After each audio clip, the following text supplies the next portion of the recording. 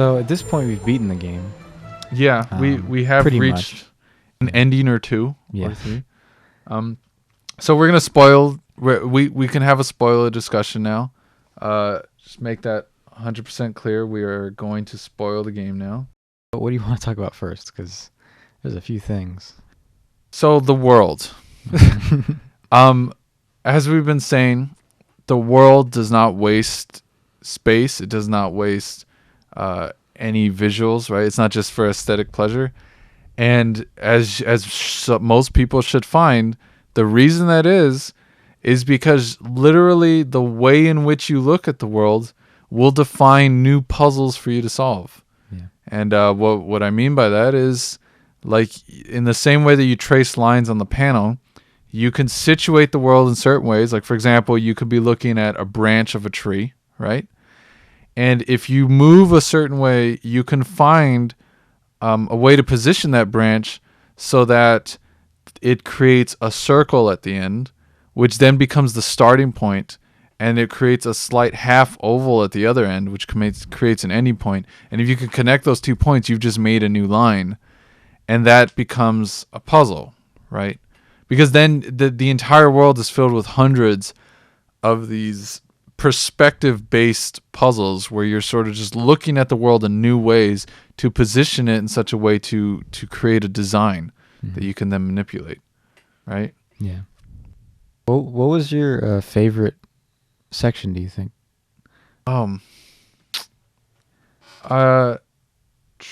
Okay, so looking back at the world, I think my favorite section was definitely the reflection one, even though I've had some of the most trouble doing that one. And that's the desert section where you go in and it starts off, and this is great because this is a great example of the game going beyond the panel, right? Because the puzzles prior to this point, if you're walking along the left side of the island, is they're all just panel. Well, mostly actually, they're not all, but they're mostly just panel based, right? You're just looking at the panel, and just based on what the panel is showing you, you can solve it. And once you get to the desert area, the panel kind of doesn't show you anything unless you position yourself in such a way that the light hits it just right to then show smears, and that's how it starts. Right, is just the light showing smears. And then as you get deeper and deeper, then it becomes about not just the light showing smears on the thing, well, although actually that ends up being what it always is about, but it's more about, like, how do you even get the light to touch it? Right. And then how do you even, like, position yourself in relation to light? And it just becomes so spatial, way beyond the panel. And the panel's totally secondary. It's really just about where the heck you put yourself. That's, like, the whole point. Yeah, it's where you put yourself and where you understand the light to be, just so you can get to the solution that you discovered at the very beginning, which is that you're going to see smudges if you get light on this thing. Yeah. But now it's this huge challenge to get any light onto this panel. And it requires you to think so outside of the box, literally, like outside of the square of the panel. And those are one of that's like an early example of what's to come, because so many puzzles end up doing that. Like, there's the whole section with the trees where it's all shadows that are, like, on top of the frame. There's the maze section where literally where you walk, and your relationship to walking through the maze becomes your relationship to the panel, right? There's other examples. So there's, like, literally where you need to get certain tints, like colored tints, over the panel to be able to even see it correctly. And so then it becomes about changing the color in the room. There's the sound one where you have to listen to sounds and try and, like, block out all tertiary noises and, like, try and just hear the sounds to then figure out how to mark. So the game becomes about the world in really literal ways. Yeah. And it just keeps expanding in that regard. It's just so brilliant the way that it's presented. Yeah, and isn't it so exciting? I mean, you would agree. It's, like, super exciting, right? Oh, yeah, I'm excited just hearing you recap all this stuff. And it's like the thrill that I get from spending ends up sometimes being hours just sort of looking at this thing. And the whole game, you never unlock anything. You don't unlock new abilities. You don't, like, discover a tool that lets you, like, manipulate the environment in a new way. You have all the exact same tools throughout the entire game. The only thing that you quote unquote unlock is knowledge. You're just gaining awareness of how to interact with the world, and you use that awareness to get further. And so it is so thrilling to just really genuinely learn something new. I mean, like, this is like when we were kids. You remember how it felt when you were a little kid and you would like finally figure out how division works? Yeah. Like for months on end, division is like the most impossible thing in the world. Yeah. And then suddenly it clicks in your head, like just the basic concept of dividing something. Or just playing bad games. Like a lot of bad games are accidentally puzzle games because they're so poorly designed that you have to figure them out. Like even that, like, not that I have the patience for it now as an adult, and I shouldn't, but like, you know, kids have a lot of patience to play bad games, and in doing so they discover like how to experiment with something to the point where you break bad game design and make it understandable. Yeah. You know? Except this one, it actually does it from the other direction. You know, the game design is so perfect and so like so designed, so thoroughly designed that like that it's like to throw a tutorial at you or any sort of like formal hint would just like destroy all of the work that they put into that. And what it's the thrill that I was mentioning, like what it's bringing up, because you touched on just being a kid and like your willingness as a kid to really hammer down on problems and just get through it and figure it out. But the thrill, the end result is so exciting, right? Because you really earned it. And this game, you know, because as an adult, you start to get cynical. As an adult, it gets harder and harder to be open-minded about things because you gain so many experiences that set you in one way, right? Like it's very easy to just get set in your ways and be done. And this game requires you to go back to that level of childlike wonder where you just open yourself to ideas and you just let go, you know? You stop fighting it. Yeah. And in order to progress, you have to just stop fighting your resistance to learning something new. And so then you get that thrill of really figuring something out and having it be hard. Like probably the greatest thing about this game, to be reductive about it, is that the game just treats you like you're capable. And it doesn't make you feel smart in an illusory sense. Like there's a lot of games that make you feel smart, but honestly they kind of tunnel you into it, right? Yeah. It's like a Call of Duty game where they make you feel powerful because you killed 100 people, but you'd have to be an idiot not to be able to do it, right? And this one does not do that. You will fail if you're not actively thinking. You will not succeed if you're not opening your mind. But the game gives you all the tools to do that. And so you actually have to be smart. You actually have to go in, and I don't mean be smart as in like, you know, it requires a certain level of prior knowledge. What I mean is just not a trivia pursuit kind of smart, you know? Yeah. Not your hand on the buzzer quickly, oh, I know the answer already. You know, it's like this lost art of just like exploring something and realizing that experimenting is fun. Experimenting and discovering new things is like really fun. Yeah, and so it's smart in terms of thought process. Just think in a process that will actually reach valid conclusions as opposed to assumptions. And the game works wonderfully that way. And so like by the end of the game, you know, like you and I, you know, by the end of the game, we're not just doing these panel puzzles. We're also just looking at the world and trying to like find all the significant puzzles within the world itself. And then the game does something that I did not expect. So now we're talking about like there's multiple endings essentially, right? So we're going to assume if you're listening to this that you know this already. If you don't, if you hear multiple endings and you think, wait, there's more than one, I would say stop listening and play the game and just keep going at it. Because there's more than one, right? So you can get 7 lasers. I think it's 7. I'm going to assume it's 7. Yeah, 7 is the minimum, yeah. Yeah, you can get 7 lasers and you can get an ending. And potentially that ending will feel unsatisfying to you because I hope that if you're listening, you've done it. The game essentially just ends and you restart and you start a new game. Yeah, it kicks you out of the game like with no fanfare. Yeah. and you just kind of just have to load a game, and it's a new game, and you're starting at the beginning, and it sort of feels like, oh, what an insult, you know, what a waste of my time. Yeah. But it puts you back in the beginning. You know, I would argue, and I think it's fairly clear, it puts you back in the beginning because you are not the same person you were when you started this game. When you go back to the beginning area, you know how to look at the world now. You know the significance of color and form and like positioning of things.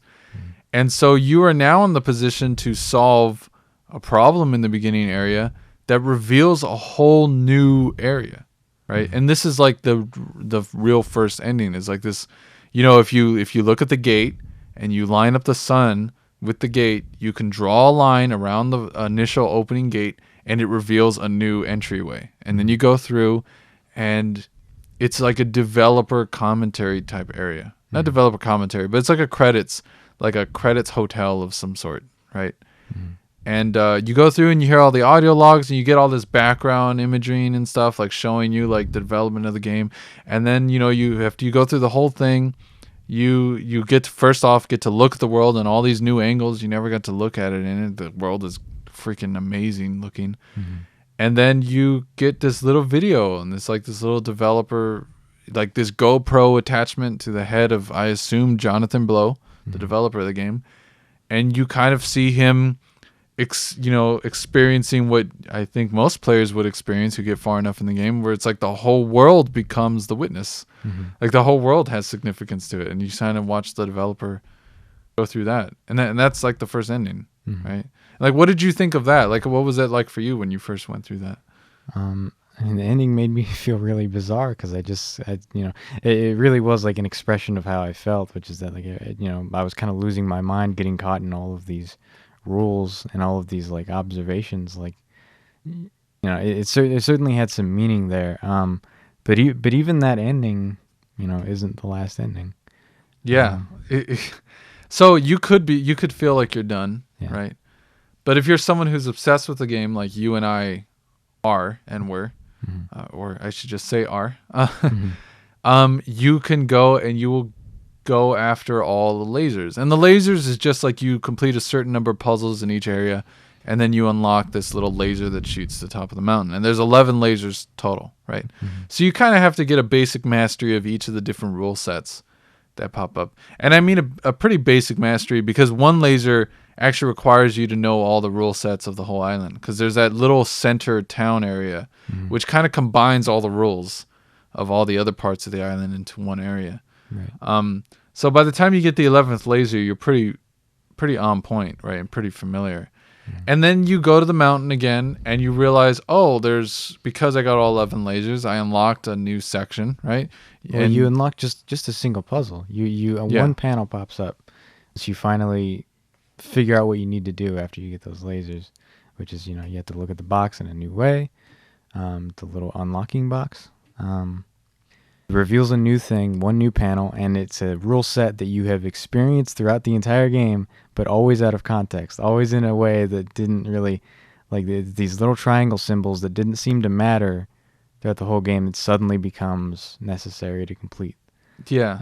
A puzzle with those. And these are we're talking the orange triangle, like all throughout the island are just these panels detached from everything else, usually just sitting on the floor. And they're just these the symbol on the thing is just this orange triangle, maybe one or two orange triangles, and you just solve them and you don't quite know why. And what's funny about that is I actually think it's almost a test, because it's sort of like in order to earn the right to do the final ending of the game, you have to be the type of person who wants to solve the panels you don't have to solve. Right? Because these are totally optional. So this is the kind of person who just loves to learn and just loves to take in the world. And it's not just about beating the game, right? Because if you're the kind of person who's just about quote unquote beating the game, you're not going to do those panels. And I like that. I like that he sort of is like making sure that you're not just doing it just to beat it, that you really were the type of person who's just curious, who just wants to experiment with everything. You're not just trying to find the good ending. Like, you know, it's not just like that. It's not. It's a definition of interactivity that I think people need to become more aware of, which is that, like, your interaction with the game is not just with your inputs. You know, it's not just that you like press a certain button and then the game does a trick for you like a dog and it like rolls over and it gives you a high five because you did the right sequence of buttons. Like interactivity takes place in your mind. Interactivity, you are the controller. Not in a Kinect sense, not in a cheap way. Like you are controlling the game by the way that you respond to it. Emotionally, in the case of like a game like Firewatch or Walking Dead, you know, like it's not always about what the game does in response to you. It's how you respond to the game. Yeah, you get out what you put in, right? And in that sense, it's super. It's fairly literary and artistic because it's expecting the player to engage and really jump into this world and really just embrace the concept. And if you're resistant in the slightest, you're gonna have a bad time. Yeah. And I think a lot of the people who, I mean, I'm not judging too, I don't want to judge. You can dislike the game for a variety of reasons. But I found some people will make arguments for why they dislike the game. And it sounds so much like someone who from the start was closed off to the very concept of learning. Yeah. Right? Because if you go in and you just don't want to do puzzles and you don't, or rather your only goal is to just brute force your way through puzzles, you're not going to learn anything, and you're not going to be doing the real point of the game, which is just the fun of gaining knowledge and being opening to knowledge, and what we've been talking about. And so by the end area, Jonathan Blow, the developers of this game, really make sure of that, because literally the final challenge of this game, you cannot get a strategy guide for. There is no way for you to look up the solutions to the final set of panels, right? Because it's all what it is. I hope that you know what I'm talking about if you're listening to this, but you go to the final cave area and you see this room that's locked off. You walk through a set of rooms in this cave, and all the panels are blank. And finally, you reach this little music box, right? Not a music box, but a record player. Right. And you start playing the record. Music comes on, and you have to now complete like 12 panels or some number like that. Yeah, like a series of rooms, a series of sections with panels in them, in random order with random setups on the panels. So the puzzles are completely different every time. You have to get through a number of rooms in order to unlock this final thing. Yeah, and it's all timed. And so you need to know your stuff. You don't need to know how to solve panels. You need to know how to think your way through panels. Yeah. And that's something that you can't learn in an instant. That's something that, the length of the game really lends itself to that type of challenge, right? Because having you spend 50 hours in the game going through the process of how to learn and how to solve these things over and over and over and over again for 50 hours, that's what trains you for this moment, for this challenge room moment. And it is hard. I had more trouble with it than you did. You finished it in like 2 days, right? Yeah, I did a really super great job at it. Yeah. you napped. You like went to sleep, woke up, and like a freaking genius, you just knocked your way through it. Yeah. I went to sleep multiple times and did not wake up with an immediate epiphany. It was something I had to go through a lot, but I was having fun. It's not annoying. Although I imagine if your goal is just to finish it can be kind of annoying. Right. But I think it was. But like you said, if once you've gotten to that point, you've already proved that you really care about what's in the game, Because the other thing is those Dorito, what we call the Dorito panels, the orange triangles. It tests not just your curiosity, but your I thought this was really clever. It tests your willingness to like find understanding, because those triangle panels throughout the game were set up in a way where I think that they were manipulating you into believing that the rule was a different one than it was. Throughout the game, it's very likely, I think, for people to think that the Dorito panels are telling you are basically an arrow or something, and they turn out to be this other rule about the side, the amount of times that the line hits the side of the symbol. The way that that's set up is just another brilliant test, I think. Like, just you're testing your ability to just doubt something that you've been learning throughout this entirety of the game, to throw out previous knowledge that you've built up over many hours and just start fresh. Yeah, you have to remove your preconceptions Yeah. just to make it through. Yeah, and that's a big challenge. Mm-hmm. It is really hard to abandon a bad idea, but it's necessary, Mm-hmm. right, in order to progress. Like if you assume the triangles were arrows, you screw yourself. You have to then reassess what you thought you knew. Mm-hmm. And then that challenge area just really gets you to engage with the thought process in a really quick way, and something you didn't have to do at any point prior.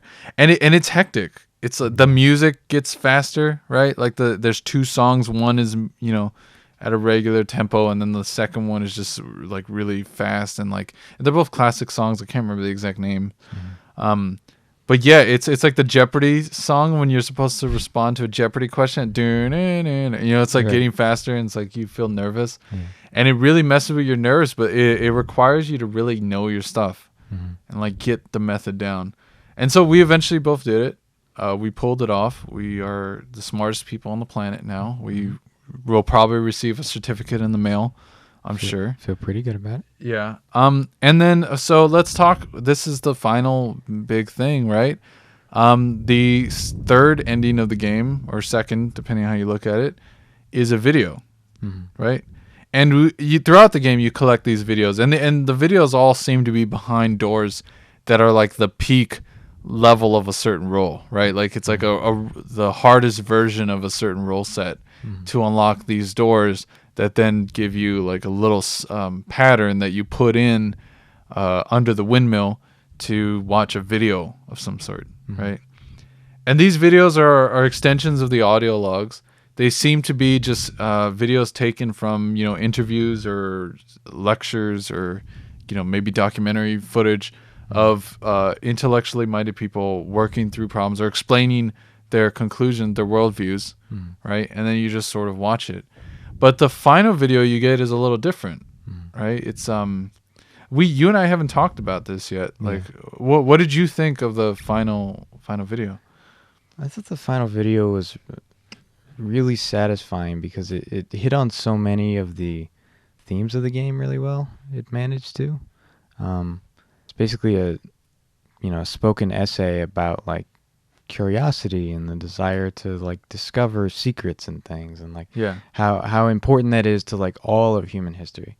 How there's this this thread throughout all of human experience. Like people really are willing to put a lot of themselves into discovering the truth and doing it over and over and undoing each other, and Yeah.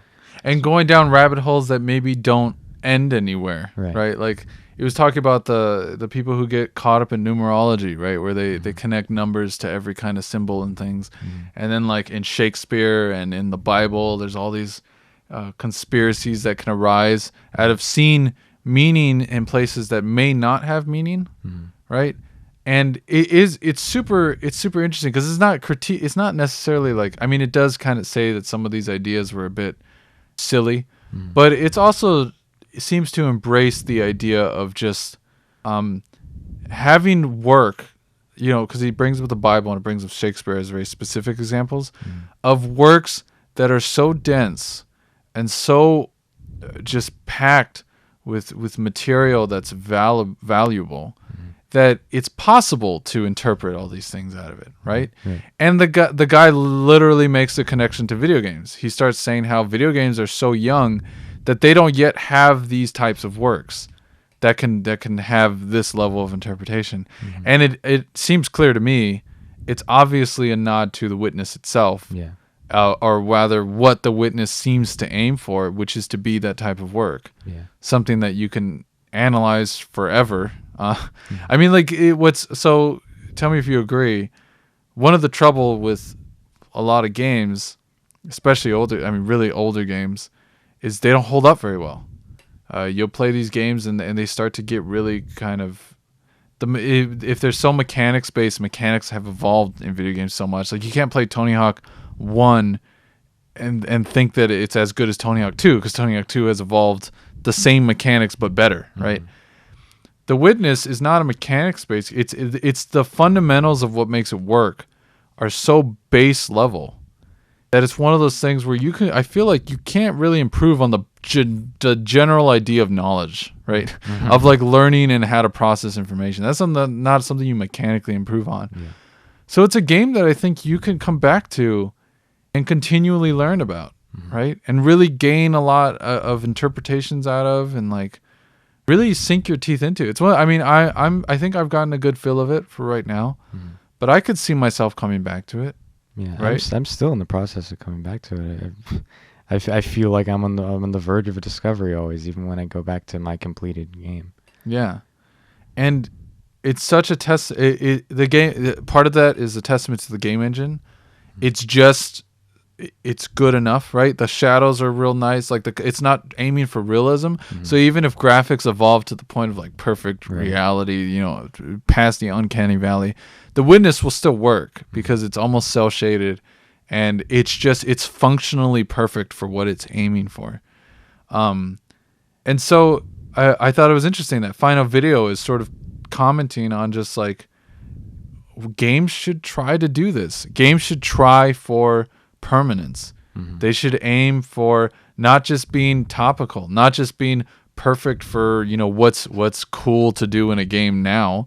It's about just like what's cool, not what's cool, but what is a solid foundation, what is a solid idea, and how do we make a game that just captures that and just goes for it. Yeah. And what do you think it pulls it off? Like, what do you think? Let's summarize our thoughts on this game. I think that the game from beginning to end is super polished, super beautiful, just to look at, just to explore, just to like be inside of. So I mean, it was an immensely like, I guess you would call it just a cerebral experience, you know? Yeah. I've said this a lot already in this conversation. This game is it's incredible. The conversation we just had about it, the amount of layers to this game, just not just mechanically, but just in how it looks, all the little, everything is so subtle. Everything matters. The world is minimal, but it doesn't waste anything, right? And I'm so blown away by my experience playing this game, and I hope that people don't judge prematurely. I hope that if you're someone who hasn't played this game and you don't know what to get out of it, you don't know what's going to happen, I hope that you go in with an open mind, and you should have high expectations. Because I think if you expect a lot out of the game, if you expect the game to give you a lot for you to parcel out, you will get a lot out of it. So go ahead and have high expectations that the game is smart, because it is. And it's a masterpiece. I think it's absolutely wonderful, and I'm super glad Yeah. I got to play it. Yeah. I only wish that it didn't require you to own a console or a really high-end computer in order to play it, because I would recommend it to everybody. If I could just hand it out in a pamphlet to people, like I would love to do that. You know, I heard fairly recently, Jonathan Blow mentions that they want to try and bring it to iOS. So I mean to like iPad and stuff. So I mean, I don't know how that's gonna work, because it does look so good. But I guess iPads are reaching the point where they can handle it. Man, So that could be interesting. I mean, it may great. become a big thing, Yeah. right? And it deserves to be. I really hope people give it attention, and please don't get caught up in this notion of pretension and like, oh, this is so pretentious because it's aiming for all these different things. It's like, get over your own ego and just let go and just take in the world. And I really think that you will find a unique, powerful experience out of this game. Yeah. It is a masterpiece, like you said. Yeah. And I think that's we can end it there. Yeah. It's good. Thanks for listening. Thank you. Bye.